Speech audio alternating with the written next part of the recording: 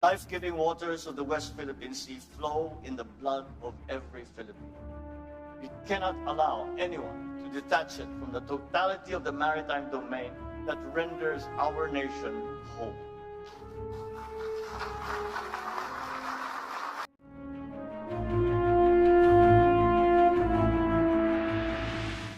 We therefore have the honor tonight of hearing from one of the most dynamic leaders in Asia, whose country depends on finding the right combination of economic development, diplomatic relationships, military accords, confidence-building measures, and legal instruments to buttress its national security. Mr. President, the floor and this podium is yours. Thank you very much for that very kind and thorough introduction. Prime Minister Lawrence Wong, Senior Minister Lee Hsien Loong, Sir John Chipman, of course, Your Excellencies, ladies and gentlemen. I thank the International Institute for Strategic Studies for convening this open, frank, and constructive conversation on pressing strategic issues confronting our region. I also thank the government of Singapore, especially Prime Minister Wong and Senior Minister Lee, for providing an environment that is conducive to this dialogue. The notion of Shangri-La conjures up a mystical sense of tranquility, of free souls living in peace and harmony. And it may sound like a wishful concept, but it is symbolic of a continuing dream, an international community that lives in peace, upholds the rule of law, and enables all nations to thrive in pursuit of their respective aspirations. We Filipinos are paragons of this dream. Our history reflects our commitment to the values that engender amity, fraternity, and sovereign equality amongst nations. Our commitment to peace and to the rule of law inheres in how we have defined our sovereign home. When we established our Commonwealth in 1935, we put together a constitution that defined our territory in accordance with the international treaties that became the basis of our archipelagic unity. The Treaty of Paris between Spain and the United States crystallized our islands into a cohesive whole. The Treaty of Washington clarified the extent of our sovereignty and patrimony and a line set by international powers. We sought to uphold and preserve the integrity of our country's physical unity through international law. Together with others, we put forward the archipelagic doctrine, which regards all archipelagic states as a single unit, with the waters around, between, and connecting their islands, irrespective of their breadth and dimension, forming part of their internal waters. This doctrine has since been enshrined in the 1982 United Nations Convention on the Law of the Sea, or the UNCLOS. The same convention also clarified the limits of each state's maritime zones and defined the extent with which they could exercise sovereignty, their sovereign rights, and jurisdiction over those zones. Accordingly, we have made a conscious effort to align our definition of our territory and our maritime zones with what international law permits and recognizes. This has been inscribed in Article 1 of our Constitution. As Senator, I was proud to co-sponsor our Archipelagic Baselines Law, which defines the basis of our maritime jurisdictions. As President, I look forward to signing our Maritime Zones Law, which will clarify the geographic extent of our maritime domain. Our efforts stand in stark contrast to assertive actions that aim to propagate excessive and baseless claims to force, intimidation, and deception. In the West Philippine Sea, we are on the front lines of efforts to assert the integrity of the UNCLOS as a constitution of the oceans. We have defined our territory and maritime zones in a manner befitting a responsible and law-abiding member of the international community. We have submitted our assertions to rigorous legal scrutiny by the world's leading jurists. So the lines that we draw in our waters are not derived from just our imagination, but from international law. We have on our side the 1982 UNCLOS and the binding 2016 arbitral award, which affirms what is ours by legal right. In this solid footing and through our clear moral ascendancy, we find the strength to do whatever it takes to protect our sovereign home to the last square inch, to the last square millimeter. The life-giving waters of the West Philippine Sea flow in the blood of every Filipino. We cannot allow anyone to detach it from the totality of the maritime domain that renders our nation whole.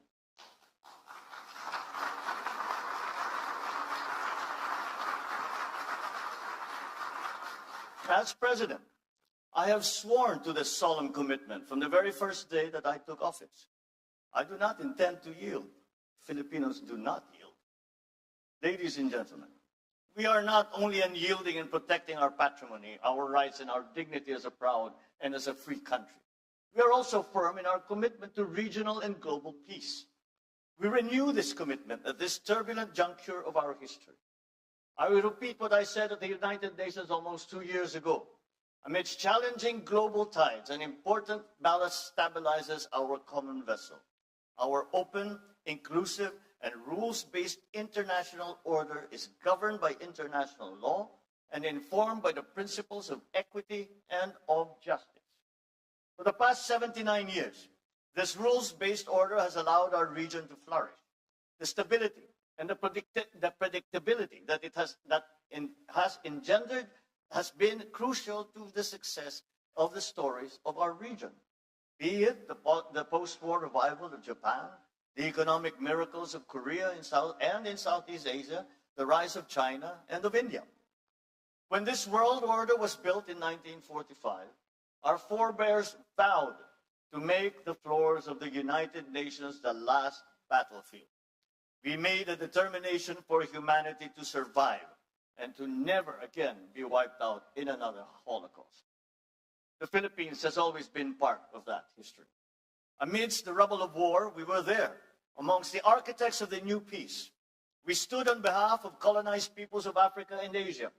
We opposed attempts to dilute the inviolability of the right to self-determination.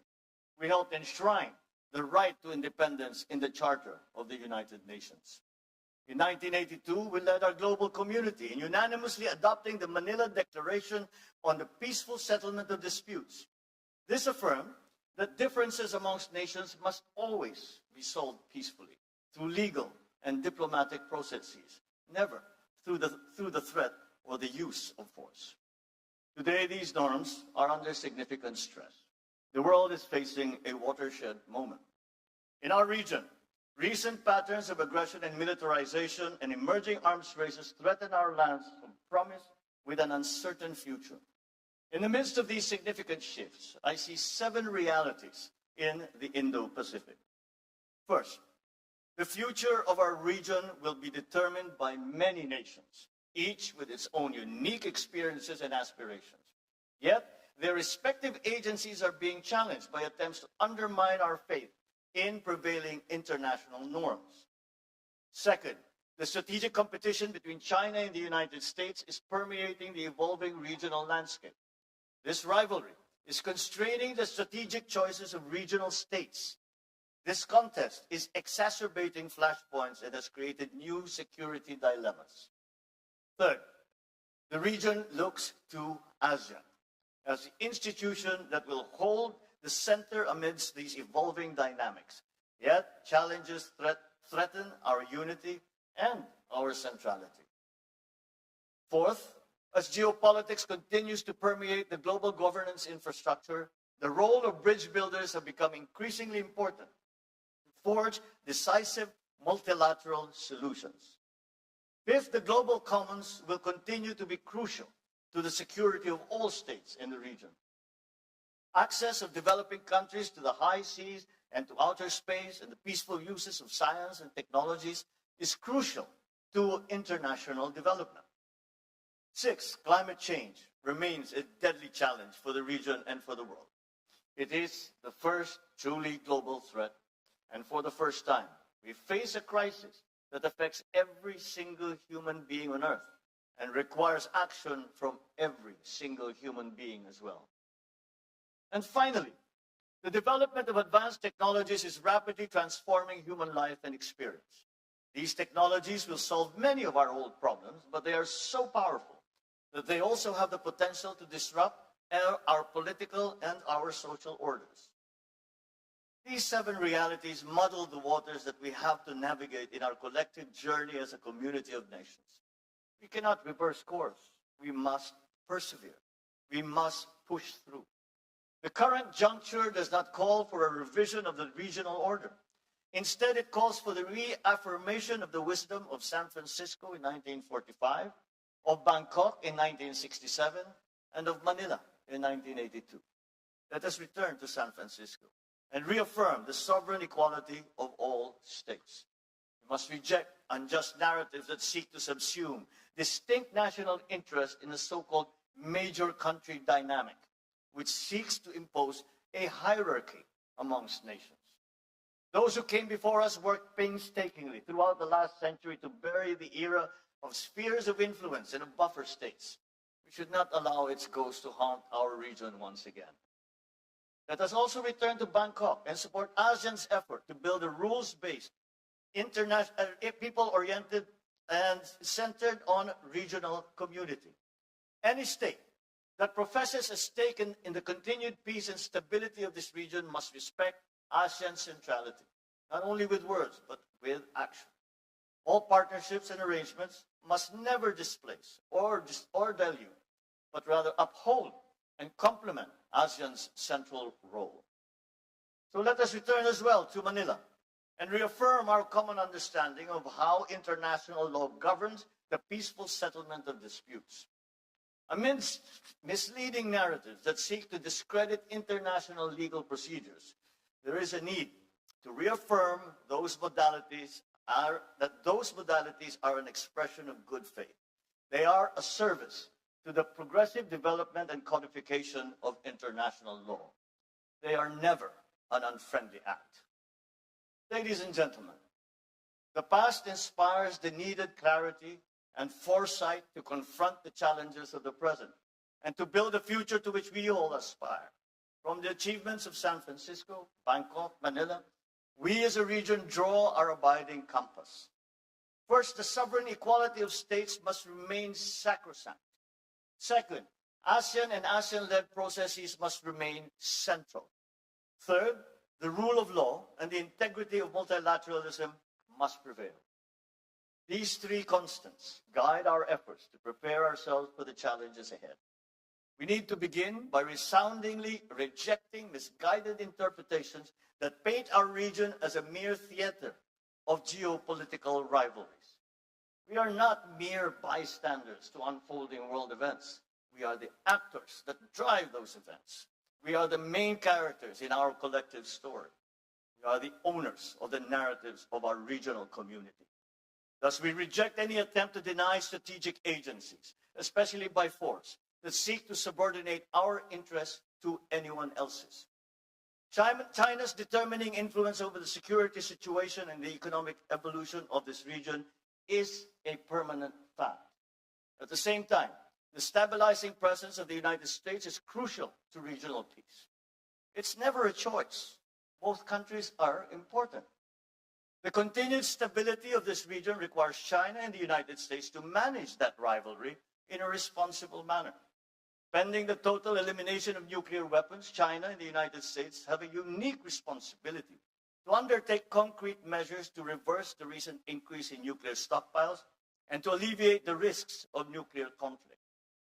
For a long time, the nuclear disarmament discourse has focused on the Euro-Atlantic.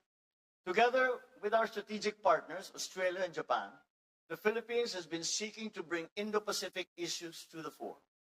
We promote nuclear risk reduction in the region through the ASEAN Regional Forum.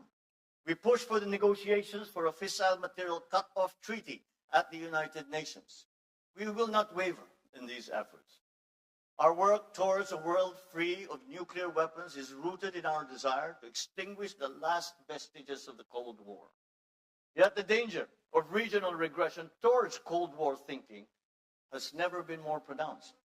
It has become even more crucial for us to assert that the future of our region will be driven not by 1 or 2 powerful countries, but by all of us. Peace, security, and stability are the business of all countries. The interests and responsibilities of all states in the community of nations must always be acknowledged. All our voices must be equally heard. As a Pacific nation, the Philippines shares with our eastern kin the same experience of a climate-vulnerable country. It is clear to us that the Pacific Island states must become part of any meaningful discussion regarding the future of our region. It's time to put the Pacific back into Indo-Pacific. We also share with South Asia states similar aspirations as rapidly growing economies.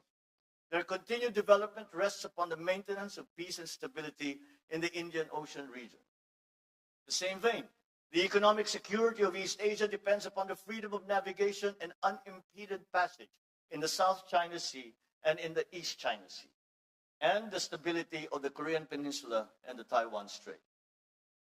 By virtue of geographic proximity and the presence of Filipinos in Taiwan, we have a legitimate interest in cross-strait issues. The Filipino people have a long history of fraternal bonds with the people on both sides of the Taiwan Strait. Peace and stability must prevail. Therefore, we continue to urge all parties to exercise restraint on the issue. Lasting peace in the Korean Peninsula, on the other hand, is a collective responsibility of the entire region. The DPRK must comply with all its international obligations under relevant UN Security Council resolutions and commit to constructive and peaceful dialogue with the Republic of Korea.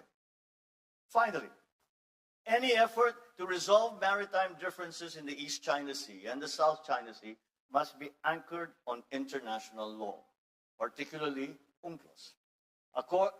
We must accord due regard to the legitimate interests of all parties and respect legally settled rights. We cannot afford any other future for the South China Sea other than the one envisioned by ASEAN, that of a sea of peace, stability, and prosperity. Unfortunately, this vision remains for now a distant reality.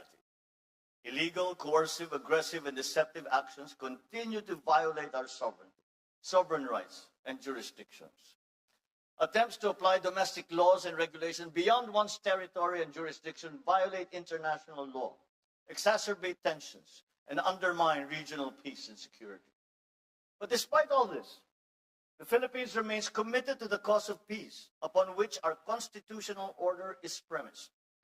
We are committed to addressing and managing difficult issues through dialogue and through diplomacy.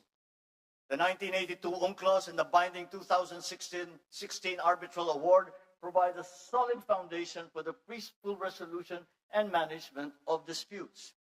Our policy in the South China Sea is built upon these two touchstones. We will continue to work with ASEAN and China towards an effective and substantive code of conduct, one that is firmly moored in UNCLOS. As the world's second largest archipelagic nation, we have more sea than land in our territory.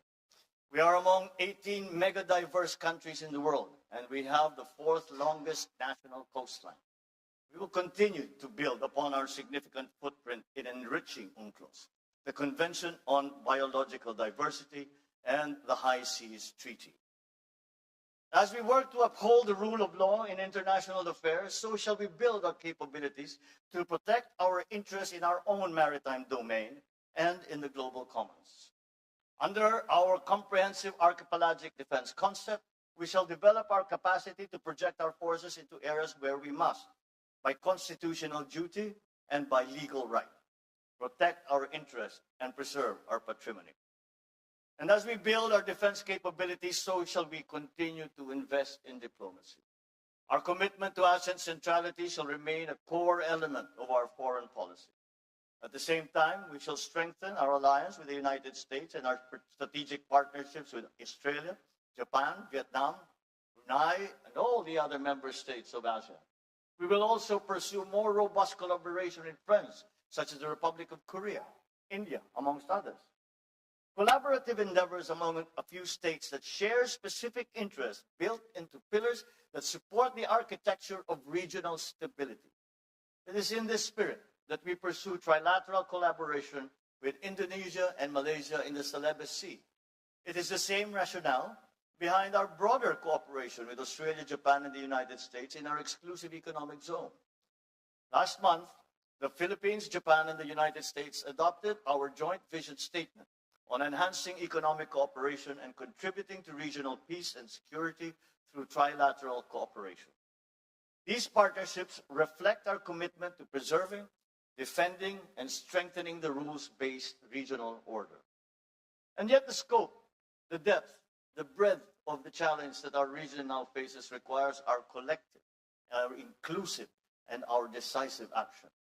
Addressing the realities of our regional security landscape requires our greater collective political will. Let us begin by realizing the vision set for us by leaders past. In 1976, 5 leaders of Southeast Asia, including my father, signed the Treaty of Amity and Cooperation in the Southeast Asia, or the TAC. This landmark treaty is meant to promote perpetual peace, everlasting amity, and cooperation amongst nations. Its goal is to contribute to their strength, the solidarity, and closer relationship. The TAC's provisions were relevant then, and they remain relevant to this day. It is no wonder, then, that the 54 parties from all regions of the world, many of which are represented in this dialogue, have now acceded to this landmark instrument, with nearly a dozen more countries expressing their desire to be bound by the TAC's tenets. This indicates that all stakeholders in the future of this region are committed to peace. It is timely for parties to consider how this treaty can help address the geopolitical and geoeconomic issues facing the region today and the looming challenges ahead. So as we look to the future, let us breathe new life into this noble purpose and the principles of this treaty. Ladies and gentlemen, beyond the regional horizon, we recognize the importance of upholding multilateralism. It remains the single viable platform for collective action against transcendent global challenges. We must therefore step back from the precipice of paralysis. We should transcend geopolitics, find common ground, work to strengthen global institutions. This requires active leadership on the part of middle powers, which have the capacity to cross political and ideological lines, forge genuine consensus, and lead credible efforts towards decisive multilateral solutions. I am proud of the Philippines' efforts to build bridges on issues ranging from climate action to disarmament and non-proliferation, from sustainable development to equitable global health cooperation.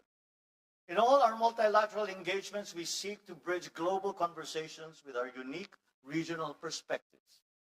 Just as Indo-Pacific states must determine our own destiny, so too must we be active participants in charting the future of the world. We must shape the rules. We must build those bridges. It is in this context that we are actively seeking to amplify Indo-Pacific voices in the context of global conversations on the issue of lethal autonomous weapon systems. We likewise seek regional consensus regarding the development of norms of responsible behavior in outer space and in cyberspace. We will bring our experience as a trusted partner, credible pathfinder, and committed peacemaker when elected to the United Nations Security Council for the term of 2027 to 2028. My country has come a long way in our painstaking, often difficult, but steady journey towards the fulfillment of our people's aspirations. Despite daunting challenges and our increasing vulnerabilities, we remain on track to achieve our goal of a high-income economy and a prosperous country by the year 2040, a place where Filipinos live strongly rooted, comfortable, and secure lives. Our strong potentials come with an inevitable rise in our global standing. Just as we have done in the past, we will embrace our role in this region and around the world with a sense of purpose. We are determined to be a force for the good, a force for peace, a champion of regional and global unity, a staunch defender of the rules-based international order. The Indo-Pacific holds much promise as the fastest growing economic hub and the largest contributor to global growth. That premise must be kept alive. Furthermore, that promise must be fulfilled. Geopolitics must not distract us from our fundamental duty as civil servants, as public intellectuals, as statesmen, to deliver for our people and to safeguard the future of the coming generations. This is the reason why we strive for stability, for security, and for peace. This, ladies and gentlemen, is our core purpose, our collective commitment, our calling. It is for this most noble of causes that we must come together to win the future of our region and to make a better world. And with your help, with our partnerships, with the alliances that we forge, we will make it happen. Thank you and good evening.